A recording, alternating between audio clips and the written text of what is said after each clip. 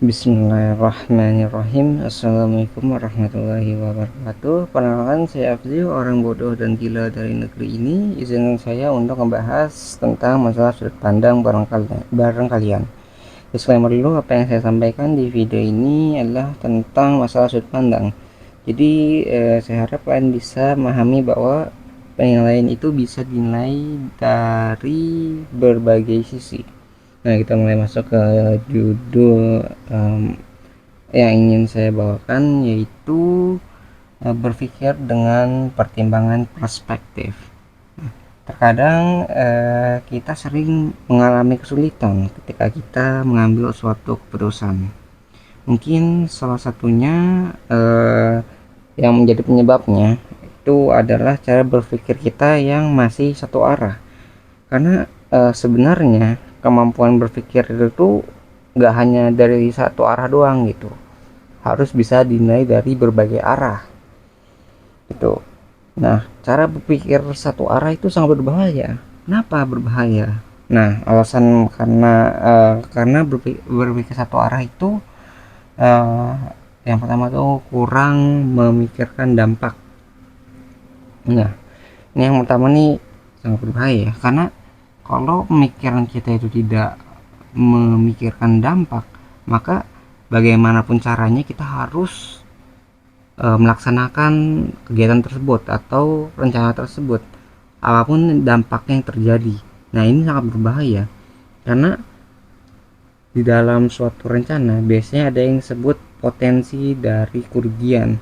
Nah, ketika dampak itu tidak dipikirkan, maka di kemudian hari itu biasanya akan menjadi kerugian selanjutnya gitu. Jadi misalnya perusahaan ingin bangun di di dalam hutan gitu kan, jadi hutannya itu harus dibabat habis. Nah, itu kan kita tidak memikirkan dampak selanjutnya setelah hutan itu dibabat habis.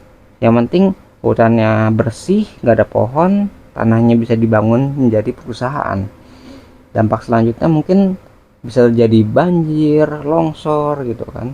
Jadi satu arah doang, yang penting perusahaan jadi, bagaimanapun prosesnya, bagaimanapun jalan, yang penting jadi.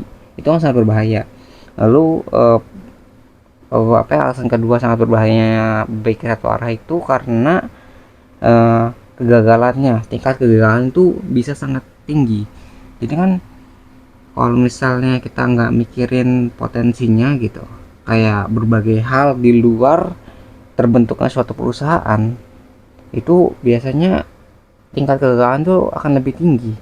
Misalnya kayak kalau nggak mikirin lokasinya di mana, ataupun orang-orang yang bekerja itu bagaimana, peraturannya, terus etos kerjanya, struktur organisasinya gitu kan, kalau nggak dipikirin, itu kegagalan dalam melaksanakan suatu kegiatan atau rencana itu bisa sangat besar. Jadi karena kebesaran kegagalan tadi, berpikir satu arah itu sangat tidak ideal. Lalu yang ketiga itu, nah ini biasanya kan nggak peduli nih rencana satu arah itu kan, nggak mikirin orang lain gitu. Nah, ketika kita tidak memikirkan orang lain, maka banyak bisa menimbulkan kerugian berbagai pihak gitu. Berbagai pihak itu misalnya dari pekerjanya, dari masyarakat sekitar gitu. Jadi nggak cuma satu pihak aja. Nah, ketika banyak pihak yang dirugikan, maka kita akan lebih sulit untuk berkembang karena kan ada banyak hambatan tuh.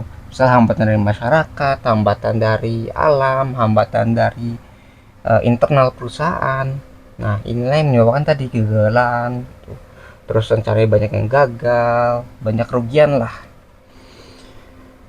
Nah, kalau kalian masih bingung gitu, berpikir satu arah sama berpikir banyak arah dari berbagai arah itu bedanya gimana, saya akan mencontohkannya nih dengan perumpamaan. Jadi yang pertama tuh kayak gini nih, misalnya kita berada di suatu bangunan, misalnya kita berdirilah di atas suatu bangunan tuh kayak di balkonnya lah. Nah, eh, apakah kita bisa tahu kalau kita tuh benar-benar berdiri di bangunan tersebut? Apa yang bisa membuktikan bahwa kalian tuh sedang berdiri dalam bangunan tersebut atau di atas bangunan tersebut? Kita kan nggak mungkin kan ngelihat kita tuh ada di bangunan tersebut. Jadi kayak karena bangunan kan besar, ketika kalian berdiri di situ kan hanya melihat sebagian dari bangunan. Jadi bagaimana anda tahu gitu kalau kalian tuh benar-benar berdiri di bangunan tersebut? Nah, caranya tuh sangat mudah sekali, yaitu kita harus melihat dari perspektif pihak lain. Pihak lain tuh banyak dari berbagai sisi kan, untuk menggambarkan posisi kita. Jadi dari luar nih ngeliat nih, kalau dari dalam kan sulit nih ngeliat. Oh, kalau dalam ruangan kita hanya bisa ngeliat satu bagian aja kan, tapi kalau dari luar dia bisa ngasih eh, apa ya, kayak menggambarkan lah. Jadi kayak misalnya orang di seberang jalan ngeliat bangunan yang kita tempati, berarti kan oh, dari orang luar ini bisa menggambarkan, oh ada bangunan sebesar ini dari ujung jalan ke ujung jalan, terus tingginya segini. Nah itu kan orang lain yang bisa ngelihat, kita hanya ngeliat sebagian doang dan nggak mampu untuk menggambarkan bangunan sebesar apa kita ditempati gitu. Lalu perspektif dari misalnya drone, drone itu kan bisa terbang tuh di atas dari langit tuh, bisa menggambarkan tuh. Jadi posisinya itu bisa ketahuan kita. Oh, luasnya itu sebesar misalnya berapa hektar gitu, atau berapa meter ketinggiannya. Terus samping bangunan itu ada apa aja gitu. Nah, dari atas kan kita kan nggak bisa ngeliat dari atas karena kita di dalam bangunan atau di atas bangunan gitu. Jadi yang bisa menggambarkan posisi kita tuh dari drone misalnya kan tadi. Terus ke satu perspektif lainnya mungkin dari GPS. Nah, kalau dari GPS kan misalnya Google Maps. Nah, itu kan bisa menggambarkan tuh lokasinya di mana, tempatnya di mana, nama tempatnya apa, seperti itu. Terus ya macam-macam lah. Jadi kita nggak bisa menggambarkan apa keseluruhan dari bangunan tersebut dari satu sisi doang. Ada sisi dari orang lain, sisi dari drone, sisi dari apa namanya GPS gitu, untuk menggambarkan keseluruhan tempat yang kita tempati. Jadi kayak bangunannya kayak gimana gitu, apa ya, bentuknya. Kalau kalian masih bingung ya, saya contohkan lagi misalnya di pekerjaan.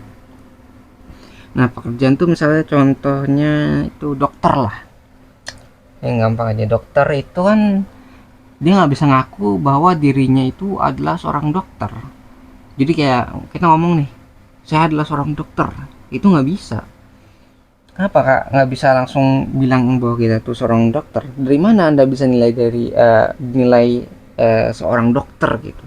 Kalau kalian hanya ngomong pada diri kalian sendiri gitu, hanya bilang doang gitu. Kalau kalian hanya bilang seperti itu kan berarti namanya hanya klaim. Nah kalau kalian tuh klaim klaim doang tuh nggak bisa dibuktikan karena dia tuh hanya sepihak. Jadi hanya kalau diri kita bilang, tiba-tiba datang ke suatu rumah sakit bilang saya adalah dokter, kira-kira percaya nggak pihak rumah sakit? Nah kalau dari pihak rumah sakitnya kan dia harus menyertakan suatu bukti. Buktinya apa gitu, kalau kamu itu seorang dokter. Kalau misalnya nggak ada bukti lain, hanya soal apa omongan doang, ya nggak bakal bisa dipercaya. Nah maka dari itu kita harus memandang dari perspektif lain nih. Misalnya perspektif dari kampusnya, kamu lulusan dari mana, dari kampus mana gitu kan. Pertama lihat kampusnya dulu, padahal kampus kan tidak ada dalam dirinya, tapi kan dari pihak luar itu. Nah pihak luar itu yang bisa membuktikan bahwa anda adalah seorang dokter. Jadi misalnya kampus nih, dia ngeluarin nama yang namanya itu sertifikat atau bilang gelar sarjananya, itu kan dari pihak kampus kan. Jadi gelar itu gak bisa dikeluarkan dari diri sendiri. Nah dari kampus itu ngeluarin apa ya, kebijakan misalnya prosesnya gini, cara nilainya gini, sampai pada akhirnya kita sudah melewati proses tersebut dengan kompetensi yang ada gitu, terus baru kita diberi gelar gitu, lulus gitu kan, ketika lulus jadi seorang sarjana. Nah, gelar itu baru diberikan kepada kita. Ataupun misalnya yang lebih spesifik lagi, misalnya dari dosen, pengakuan dosen. Dosen kan orang lain. Jadi kan dosen-dosen tadi yang nilai diri kita tuh, wah, si mahasiswa ini sudah mampu untuk eh, terjun di lapangan karena sudah melalui proses-proses yang telah ditentukan. Terus dia mampu gitu. Itu kan pengakuan dari orang lain. Jadi dosen-dosen ini sudah menyatakan bahwa diri kita mampu memberikan nilai yang sudah bisa diterima, misal nilai A gitu kan, sangat bagus atau ngeblangkum cum laude. Itu kan dosen yang menilai. Setelah dosen sudah nilai, kampus memberikan apa ya, sertifikat, baru kita bisa menyodorkan tadi sertifikat ini nih. Ini sebagai bukti bahwa saya ini orang yang kompeten, saya ini orang yang mampu untuk melakukan pekerjaan ini, misalnya menjadi dokter. Nah, itu pengakuan dari luar. Ataupun kalau misalnya zaman dulu kan belum ada ini ya, apa namanya, kayak kampus ataupun universitas gitu. Nah, dari mana kita mendapat suatu apa ya, bukti? Nah, buktinya ini biasanya dari orang yang kita tangani, dari pasien. Nah, pengakuan kan itu. Jadi misalnya kita punya kemampuan nih, kemampuan misalnya herbal gitu. Dari dulu kan ada kan tanaman-tanaman herbal. Jadi apa? Sebutnya dukun, apa ya? Dukun kampung. Dukun yang ngobatin secara herbal misalnya. Itu kan nggak ada gelarnya, nggak ada pihak apa formalnya gitu. Tapi ada pengakuan dari pasien-pasien. Jadi setelah kita obatin pasien ini sembuh, terus pasien yang sembuh ini memberi apa ya, kayak pengakuan bahwa kita tuh mampu untuk menyembuhkan orang. Jadi kan itu kan perspektif dari orang lain, bukan perspektif diri kita sendiri. Jadi kita tuh nggak bisa membuktikan bahwa diri kita itu mampu sebelum orang lain tuh mengakui bahwa kita mampu. Jadi kalau dari diri sendiri mah hanya klaim, tapi setelah dibuktikan oleh orang lain, dibuktikan oleh suatu instansi, nah itu baru bisa kita mengatakan bahwa diri kita ini orang yang mampu bekerja di bidang tersebut. Jadi nggak hanya dari satu arah doang dari diri kita sendiri, tapi dari berbagai pihak, dari berbagai arah gitu. Baru kita bisa mengakui bahwa kita mampu. Nah, lalu kalau itu kan per orang ya, perseorangan. Nah, kita juga bisa mengaplikasikan gagasan ini tuh ke dalam suatu perusahaan. Misalnya perusahaan itu kan mikir, misalnya nentuin lokasi dulu dah. Lokasi itu kan hanya tempat. Kalau misalnya tempat itu bisa di mana aja selama ada daratan, yang penting dia berdiri gitu. Itu kan hanya satu arah tuh, yang penting berdiri. Kalau hanya kayak gitu mah di semua tempat yang ada daratannya bisa dijadikan lokasi perusahaan.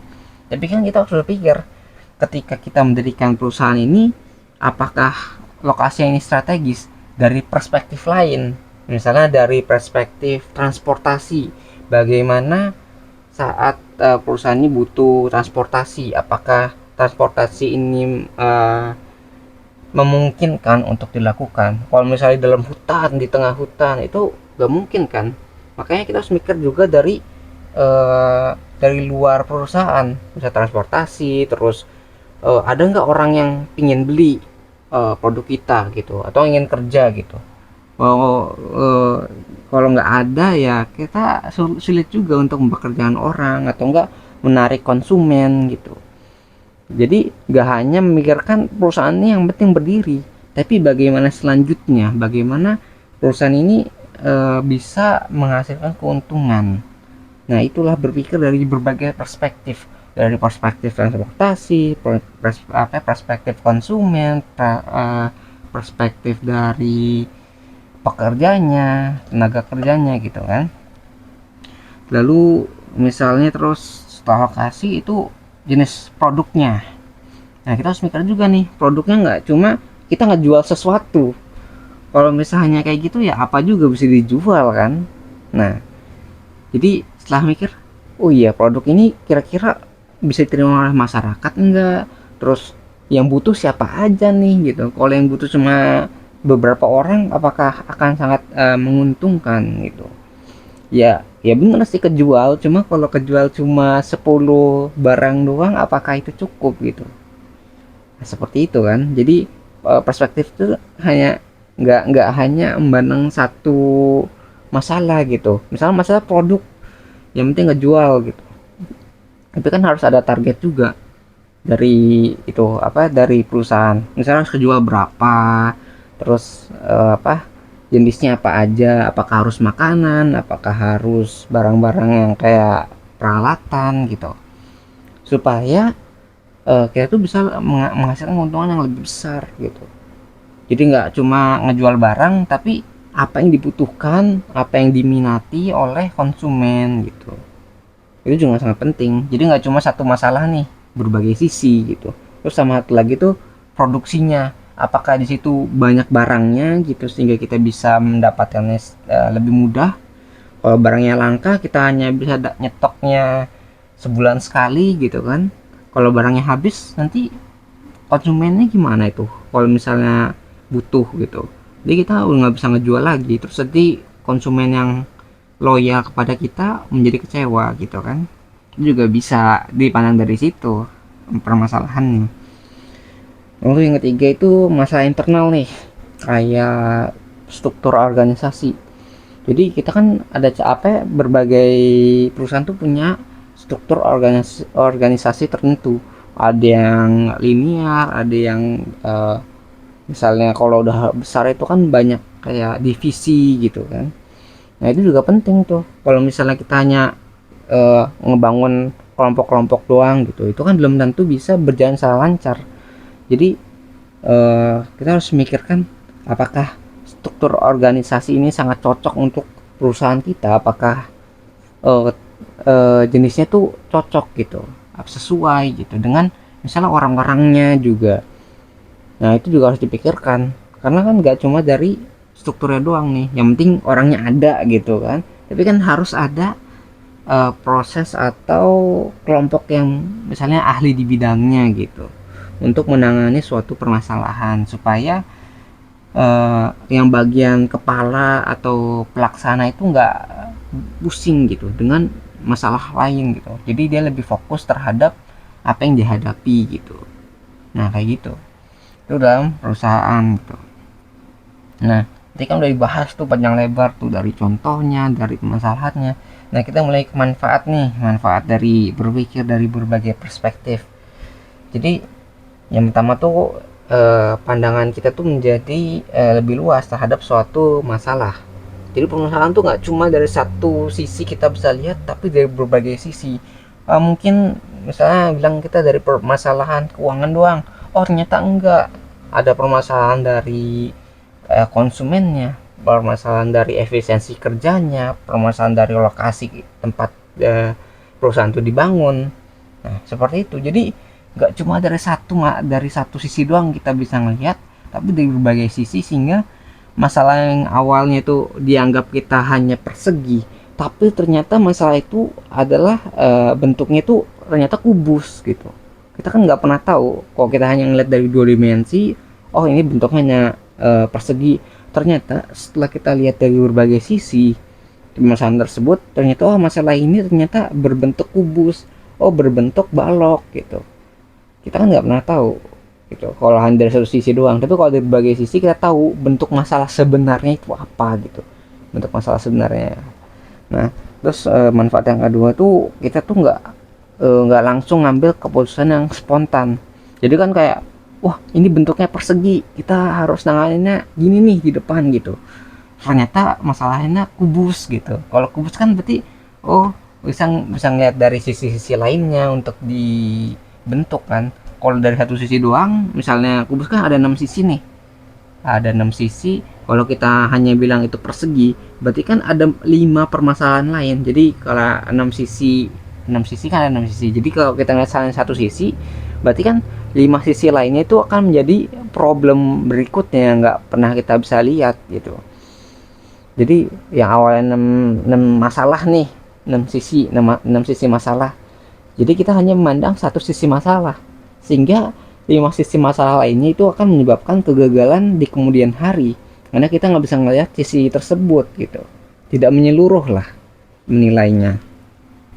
Lalu manfaat yang ketiga itu kita tuh bisa merencanakan langkah berikutnya. Jadi karena kita tahu nih, misal ada 6 sisi masalah, kita bisa menangani, oh mana dulu yang menjadi prioritas, lalu sisi-sisi lain tuh mana yang bisa ditinggalkan dulu atau ditunda dulu, atau enggak berapa sisi yang bisa kita tangani gitu. Apakah kita membutuhkan bantuan dari luar atau kita bisa mengefisiensi kinerja kita gitu. Jadi ada berbagai pilihan kan. Setelah kita tahu nih ada 6 sisi masalah, apakah kita bisa menangani 6 sisi tersebut atau kita membutuhkan bantuan orang lain, bantuan pihak lain juga untuk kolaborasi gitu.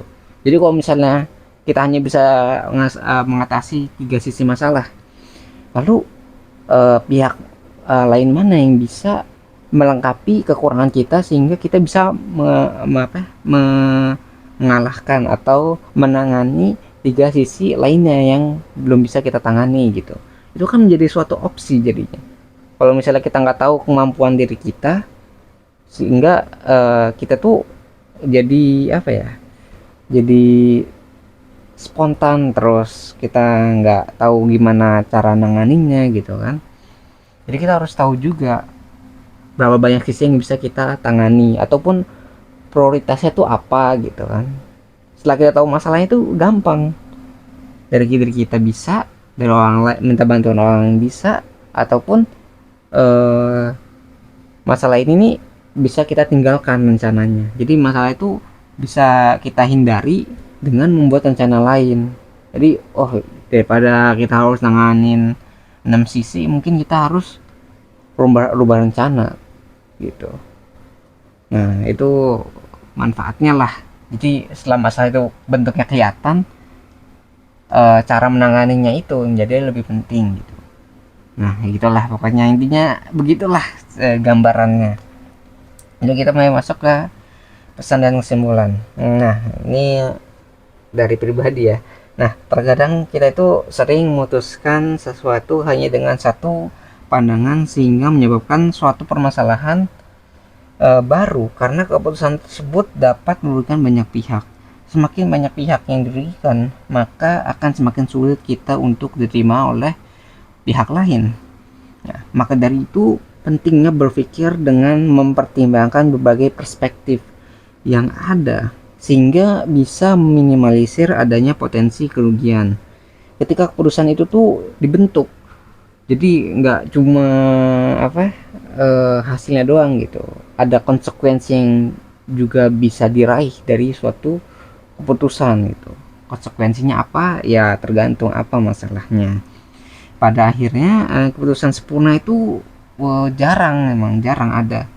Jadi pasti ada sesuatu yang dikorbankan gitu saat melaksanakan suatu rencana yang telah dibuat. Hal ini adalah sesuatu yang wajar dilakukan, tapi seberapa banyak yang harus dikorbankan untuk meraih apa yang menjadi tujuan, itulah hal yang sangat penting gitu. Jadi kerugian apa yang harus kita terima ketika menjalankan suatu rencana. Jangan sampai kita kehilangan arah gara-gara kita tuh ingin mencapai tujuan gitu. Jadi kita mau mengorbankan banyak hal sehingga kita hilang arah gitu, tujuannya mau kemana sebenarnya ini gitu. Jadi kerugian yang dimaksud tuh nggak hanya berbentuk materi, tapi juga bisa dalam bentuk yang tidak bisa dinilai, kayak misalnya tingkat kepercayaan ataupun kayak loyalitas gitu kan. Itu kan nggak bisa dinilai dengan uang. Kalau Anda bayar siapapun dengan uang, mungkin ya kelihatan bentuknya, itu bentuk materi. Lalu kalau misalnya nilai kayak respect gitu kan, itu kan nggak bisa nilai dengan uang gitu. Respect, nilai kepercayaan, nilai loyalitas, itu kan Anda bayar berapa banyak uang, itu belum tentu bisa kebeli malah, karena itu nggak bisa dinilai. Ya seperti itulah pokoknya ya. Jadi kalian tuh jangan sampai mengorbankan segalanya, sehingga ya kalian lupa sebenarnya kalian tuh berjalan tuh untuk apa gitu. Jadi sampai kalian kayak nginjak berbagai pihak, sebagai apa, orang lain gitu. Jadi karena hanya kalian ingin sampai tempat, kalian tuh mengorbankan banyak hal sehingga kalian tuh hilang arah kemana kita tuh sebenarnya ingin menuju gitu. Jadi semoga ya setelah kita bahas tuh panjang lebar berbagai perspektif ya, semoga kita bisa memandang suatu masalah tuh menjadi lebih lengkap, lebih baik lagi, sehingga kita tuh nggak sampai mengorbankan banyak pihak gitu, sehingga kita akan lebih mudah untuk sukses dan bisa meraih apa yang kita perjuangkan gitu ya. Itulah pokoknya. Mungkin sekian gitu pembahasan sudut pandang yang bisa saya sampaikan. Sebelum saya akhiri, saya ingin menyampaikan bahwa jika ditemukan adanya kebenaran di video ini, maka itu semua bersumber dari Tuhan Yang Maha Kuasa. Dan jika ditemukan banyaknya kesalahan ataupun kekurangan di video ini, maka itu semua bersumber dari diri saya sendiri. Di channel ini juga ada moto, jangan didengar, jangan dipercaya, ragukan segala pilihan, dan selalu buktikan bahwa pendapat saya salah. Lalu jelaskan di mana letak kesalahannya. Saya menunggu jawaban Anda, wahai orang-orang pintar dan waras di luar sana, karena orang yang bodoh dan gila ini sangat membutuhkan bantuan kalian. Terima kasih bagi yang udah menyimak videonya, semoga bisa bermanfaat. Saya akhiri dengan kalimat wassalamualaikum warahmatullahi wabarakatuh. Saya Afzi, pamit undur diri. Kita ketemu lagi di pembahasan berikutnya, insya Allah.